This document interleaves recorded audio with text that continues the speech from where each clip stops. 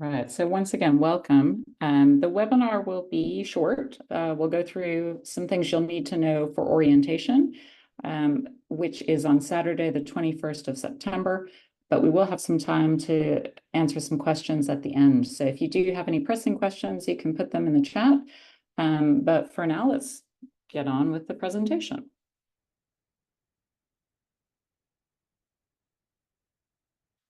So first of all, I'd like to welcome you to Richmond to meet my team. This is the Student Affairs team. We will be running your new student orientation on Saturday, the 21st of September.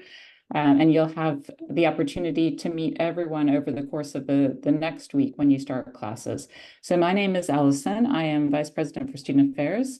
I have been emailing you some messages about orientation and expectations. You'll get a few more after this webinar to help you log on to IT services and to get you up to date on what's happening on Saturday, the 21st.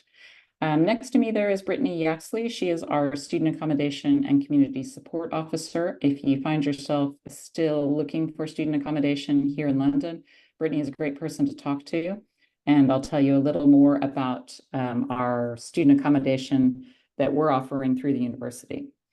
Monica is our Student Health and Wellbeing Officer. She supports students in a number of different ways, and she's a great resource to help you figure out how to balance your life here at Richmond while studying full-time and potentially working and having a social life. Monica can help support you through that. If you are a student with a specific educational need, or maybe you've used academic concessions in the past, Alice Fillingham, our Student Accessibility Officer, is a good person to talk to. If you are a student who's had extra time or extensions or different classroom concessions, she can walk you through some of the things that we can do and offer some support in different areas. When you come for orientation on the 21st of September, you will be asked to show your documents, and Catherine Little and Chi Wang are our UKVI compliance team. They'll be looking at your passport, your visa vignette, your BRP cards, your visa decision letters, and they'll be giving you some advice on e-visas, which are soon to come here to the UK and will be part of what we're doing for the foreseeable future. Maria and Ragad head our careers team, and they'll be starting to visit classes to talk to you about careers and internships as a postgraduate student. So great people to talk to about what's out there and what other students are doing as far as preparing for the workplace. And last but not least is Jason Elliott. He's our Associate Dean for Financial Assistance and Scholarships. He can help with any questions you may have about US federal loans or subsidized loans, and also with Student Finance England loans or private loans. And I think joining me today is Gemma Hadji-George, our head of admissions. Are you there, Gemma? Hi, Alison. Yes, I am. Hello, everyone. Great. So Gemma can answer some questions, any questions you might have about the admission process. But let's get started. First thing that I'd like you guys to do today, hopefully after this webinar, is to sign on to your Outlook account. So as a student at Richmond, you have a university email account, which gives you access to all of Microsoft Office 365. That means you have access to Word, Excel, PowerPoint, Teams, and the whole bit. The best way to log on and start this is to go to outlook.office.com. You do need to know your student ID number. That is in your offer letter, and it begins with 3 zeros. It's a long number that begins with 3 zeros. Your username is your student ID number at richmond.ac.uk. That will also be your email that will follow you through your days at Richmond. Your password initially is Richmond, and then your birth date in that 6-digit format, which is day, day, month, month, year, year. The first time you log into Outlook, you will be asked to change your password, and then that new password will be your password for all other university systems. So I'm going to talk to you a little bit about booking for orientation and getting started with some university services. Before you can access any of those services, you have to sign on to Outlook. So make sure that you do this in the next day or two. So pre-orientation information is just about to go out to you. The day that I've asked everyone to hold is Saturday, the 21st of September. We will be starting at 10 a.m. and we should finish around 4 p.m. I've put together a dedicated website just for postgraduate orientation, and you can find that at students.richmond.ac.uk. There's a page dedicated only for postgraduate orientation for fall 2024. If you log on to that, you will see bookings for repeating sessions, and those sessions will be, I think on the next slide, document and visa information, accessing university systems. So we'll help you get on not only to Outlook if you haven't been able to do that, but also to Blackboard, self-service, and a number of other platforms.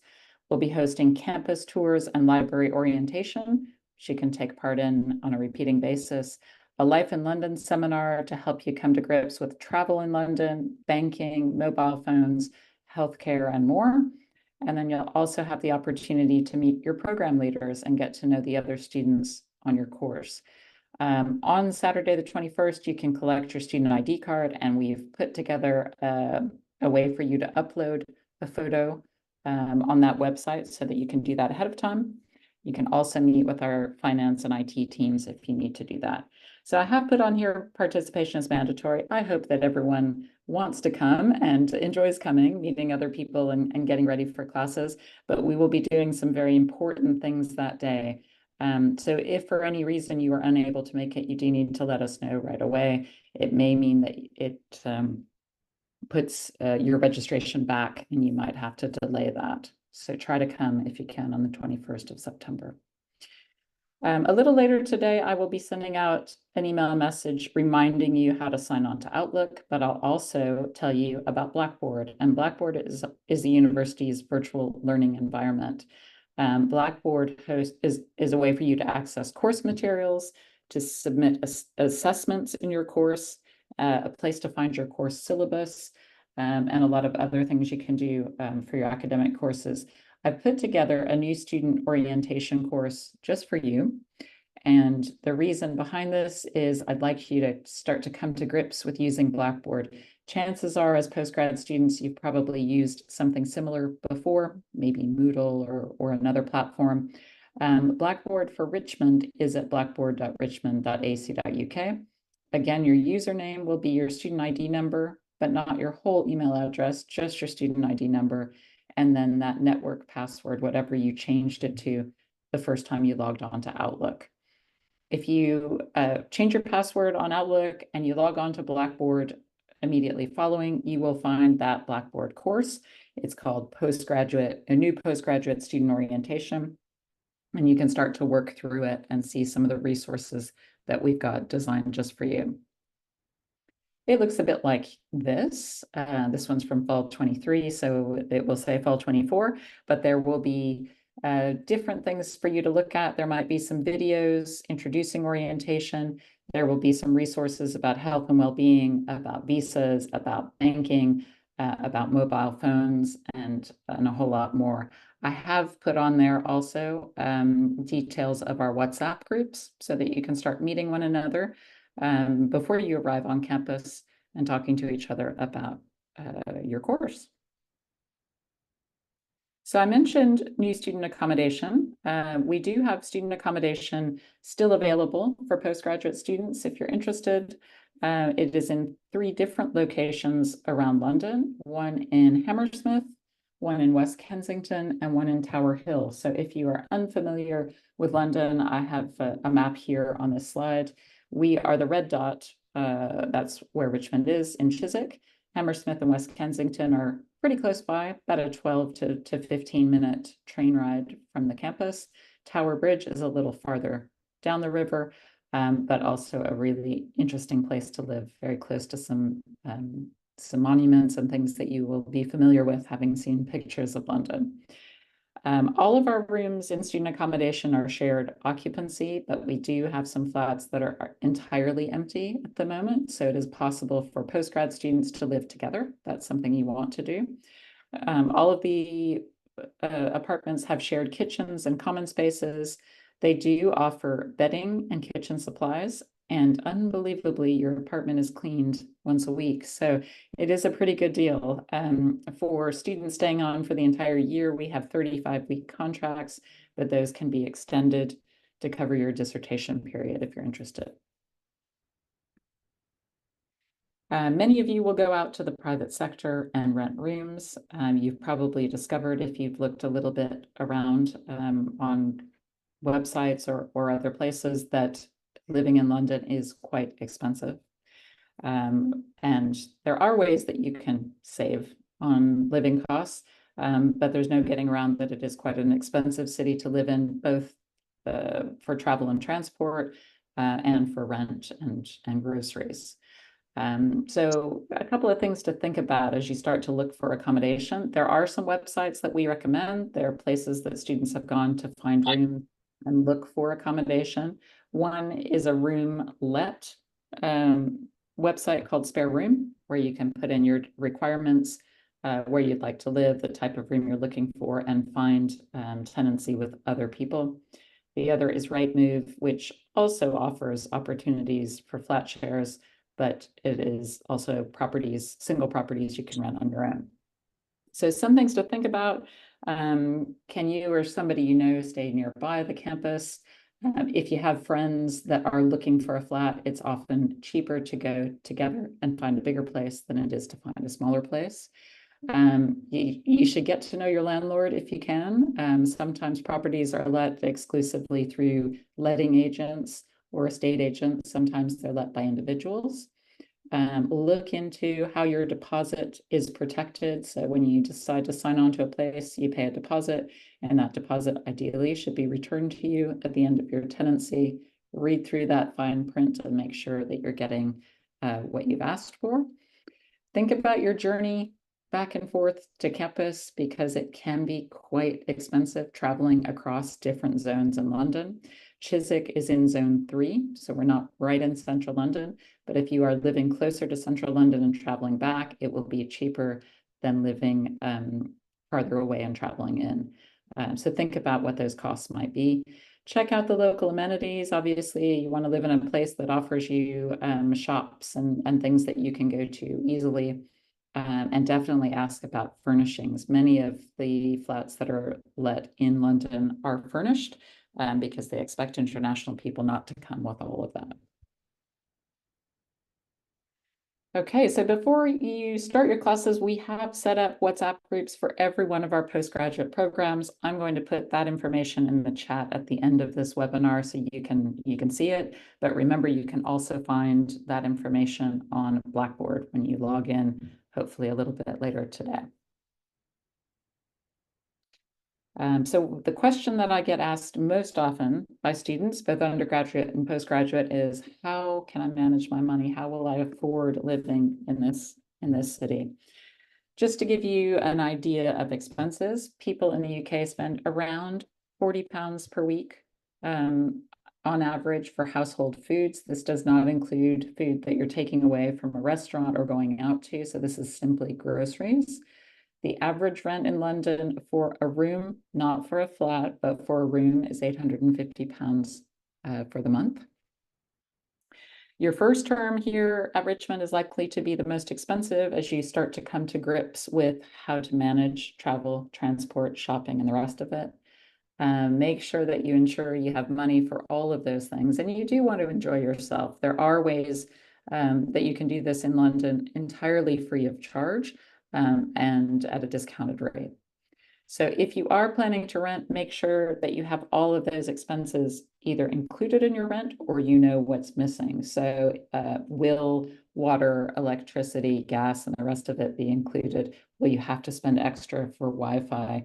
What are the costs? And if you are not from the UK, we have a special TV license that you are meant to sign on to if you have a TV in your flat. I think that often comes as a shock to people that are not from this country, but we'll talk a little bit about that in our Life in London presentation on Saturday. You are entitled to work part-time as a student sponsored on a student route visa, and during term time, that is 20 hours per week.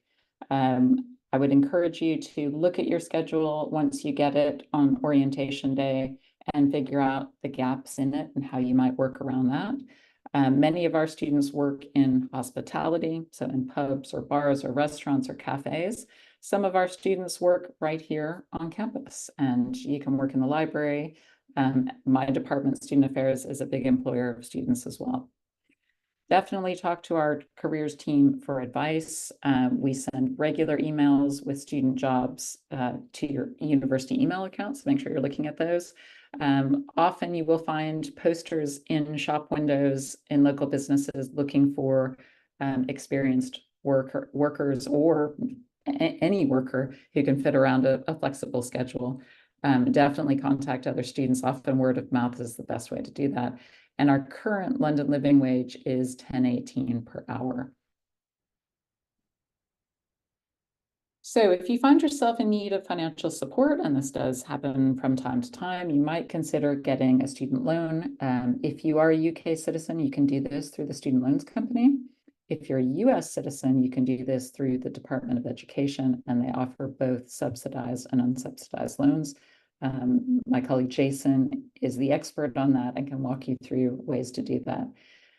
At the time you were admitted, you were likely offered some generous scholarships and bursaries from our admissions team.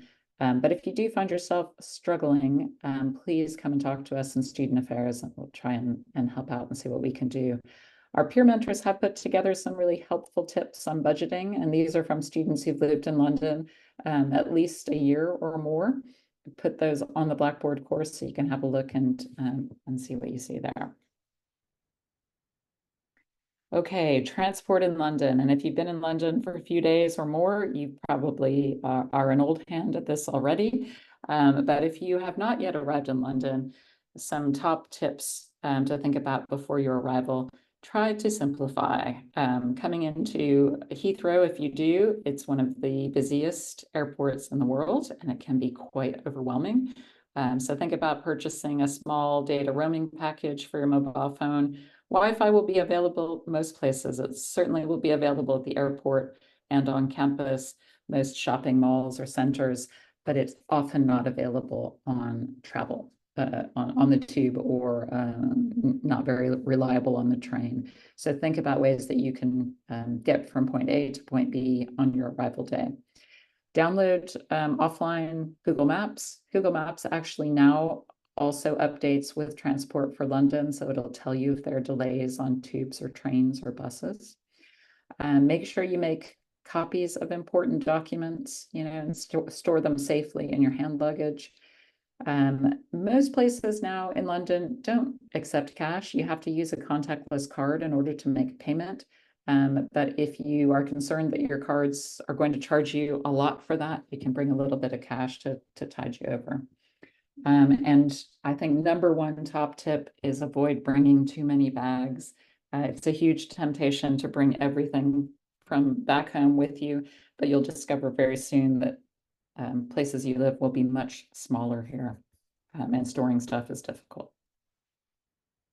So if you're getting to us from the airport or to your accommodation from the airport, I would recommend arriving, if you can, sometime between 8 and 4. Our sun is starting to dip in the sky as we head towards winter here in London, and it makes much easier travel if you're doing it in daylight hours. All major airports, whether you're coming to Heathrow, Gatwick, City Airport, Stansted, any of them will have train or tube or taxi and bus connections. All of that information you'll be able to find online, but if you are lost, definitely send us a message and we can help. Public transport, again, is live and available on Google Maps.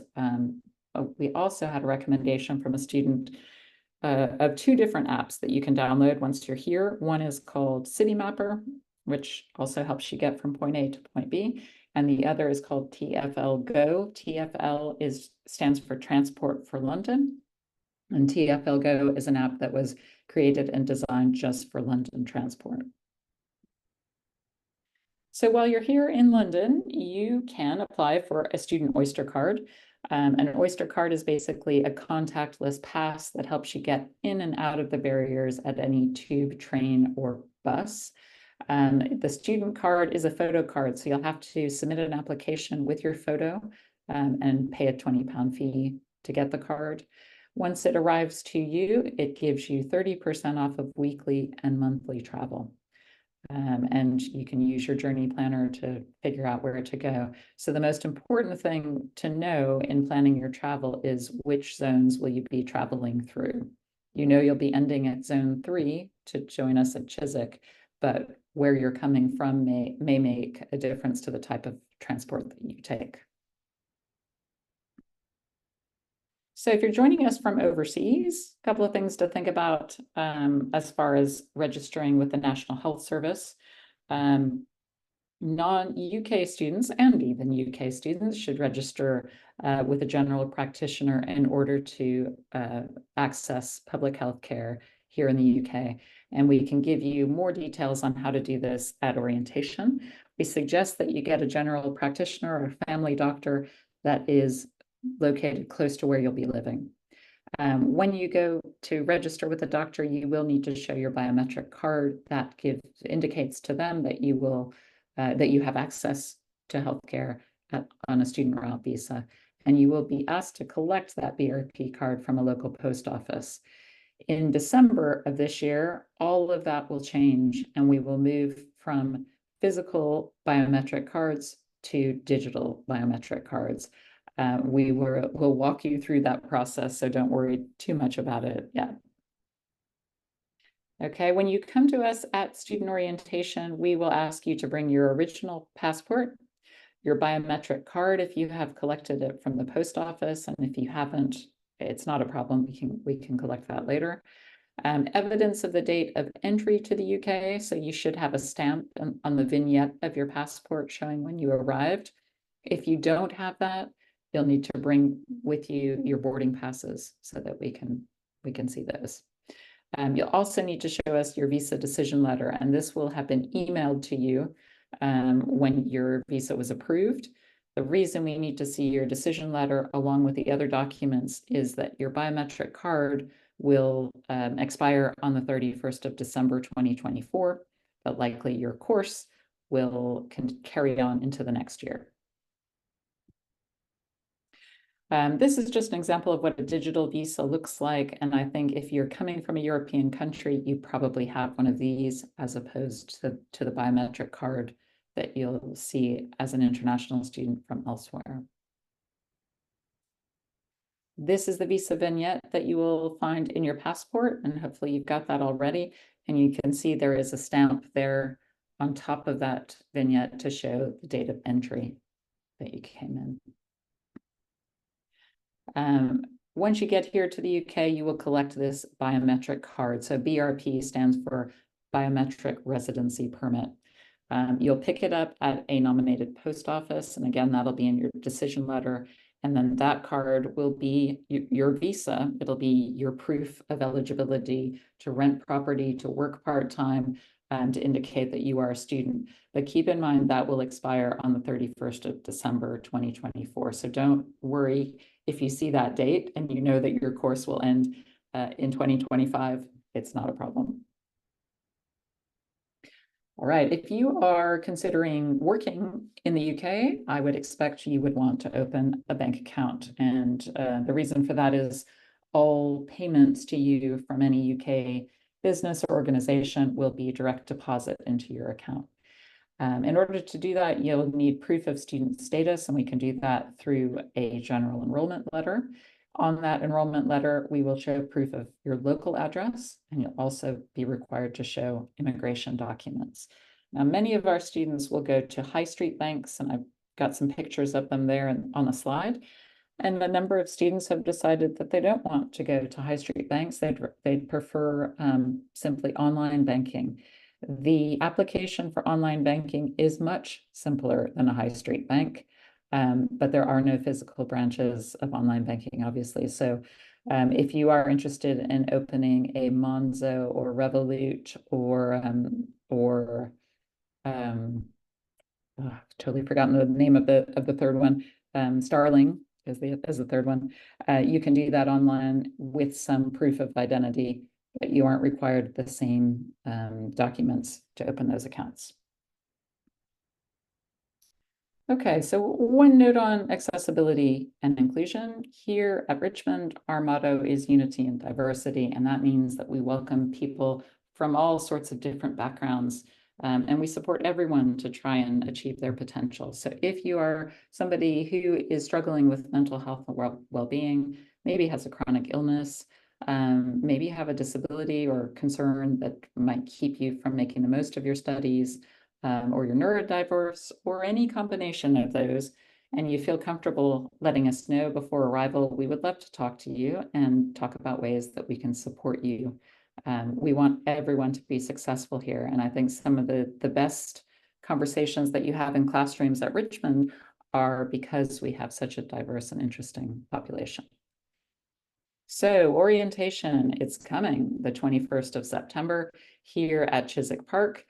Classes will start the following Monday, which is the 23rd of September.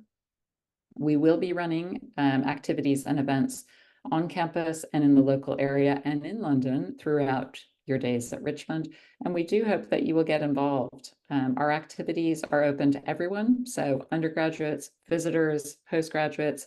If you are a postgraduate student and you have an idea of a place that you'd like to go with your class, come and talk to us and let us know. Again, we have a WhatsApp group for each course, and I'll be posting those in the chat in just a minute.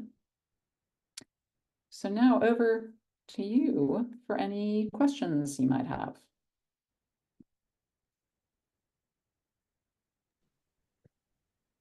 I have a question. Do you know when we'll be receiving our diaries or calendars, just so we know when our classes are, and also our reading list? Yes. So the schedules should be, according to registry, should be available as of the end of this week, and I will put them on Blackboard. So I've got a spot reserved on Blackboard right now, awaiting those schedules, but they're just being finalized. The reading lists will come when you get your syllabus for your course, so that'll come after registration. But once you get the timetable, we should know who some of the instructors are, I think, and it'll make it a bit easier. I'm just going to put chat groups in the. Hopefully that answers your question.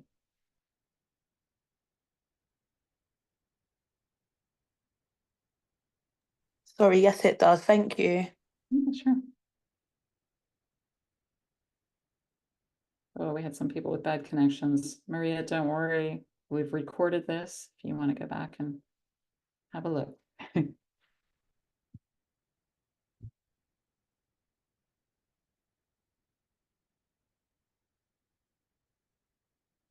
So I've posted the chat groups or the WhatsApp groups in the chat. If you want to start joining those, that would be great. You can start meeting each other and maybe networking a bit before you arrive on campus. Katrina, you're asking about the password policy. So the first time you log in, your password would be Richmond with your birth date, which is day, month, year. After that, you're required to change it. And it should say on there what's required: special characters, a length. I think it's at least 8 characters. Yeah. Numbers, letters, and a special character. Yeah. And nothing linked to your previous password, I think, right? So don't try and put the same one again. That's a question. Had a graduation. Congratulations, Minerva. I think the best thing to do is for me to send you some information that day. If you could connect with us at Student Affairs, I'll put our email in the chat, just so that you're ready for Monday. Yeah. Question about payment policy, Gemma. I don't. Yeah, I think there will be members of our student finance team here on the day. So if you haven't received your invoice, you should have by now, so we can let us know if you haven't received your invoice. And I think the remainder of the tuition, the expectation is that it would be paid prior to orientation. So, okay, you haven't received invoices. I'll follow up and find out what's going on there. But yeah, there will be colleagues here on the day that can talk you through options for payment of the remainder of your tuition fees. So yeah, we'll take a look at that. We'll follow up and make sure everyone's been received the information that they need to receive. And then we can let you know. But yeah, they'll be here on the day, so please don't worry. Thanks, Gemma. Student IDs will be given out on Saturday the 21st. It would be really helpful if you could send us a photograph before that so that we can action that. You can find that place to drop a photo on our internal website. Let me just put that in the chat and find it here. And this website that I'm just about to put in the chat is also where you would do your bookings for repeat sessions. So have a look here. There's a link for you to drop your student ID into a folder, but you do need to sign into Outlook and change your password first. Vanessa, if you haven't received your visa by the 21st, what should you do? Not panic. Don't panic. Wait for your visa to be approved. Just keep us updated. I know some CASs have gone out later than others, so hopefully you'll hear back. You know, if you obviously we want everyone to come to orientation if they can, but if you haven't got your visa, please don't travel in advance. I know you're a European citizen, so you've probably not given in your passport, but don't travel in advance of your visa being approved. Just keep us updated and we can make sure that we get you back on track as soon as your visa's here. So yeah, just let us know how you're getting along. But yeah, please don't travel before your visa is approved, because you won't be able to enroll, and then we'll just have to say you need to leave and re-enter once your visa has been approved. But hopefully as an EU national, you know, you won't be waiting too long for that. A lot can happen in a couple of days, in a week's time. So yeah, just keep us updated. And if by this time next week we still haven't heard back, then we can come up with a plan. But yeah, don't worry. We'll get you across the line one way or another. Okay. Raja, you had a question about laptops. We do have laptops available to loan on campus, but they are very limited. So as a postgrad student, I would expect you will need to get your own. We can help support you in finding those in a relatively cheap cost. But if you have if you don't yet have a laptop and you're starting classes, we can give you a temporary loan through our library. Harsh, if you already have an Outlook account, yes, you need to make a new one. You can add an additional one onto Outlook, but your Outlook account for Richmond will be your gateway to all of our services. So you do need to sign into that, change your password, and then you'll have access to everything else.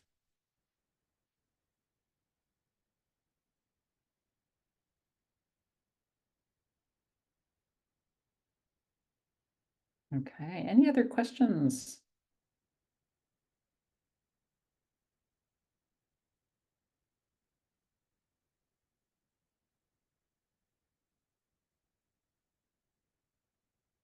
Right. Well, thank you so much for joining us, everybody. What we'll do is follow up with an email giving you information about orientation, which is to come. If you do have further questions or you're having difficulty logging in, we can help you out. Just send us an email at studentaffairs@richmond.ac.uk. Katrina, it sounds like you're having that problem. Send us an email with your username and information. We'll get that sorted out with our IT team.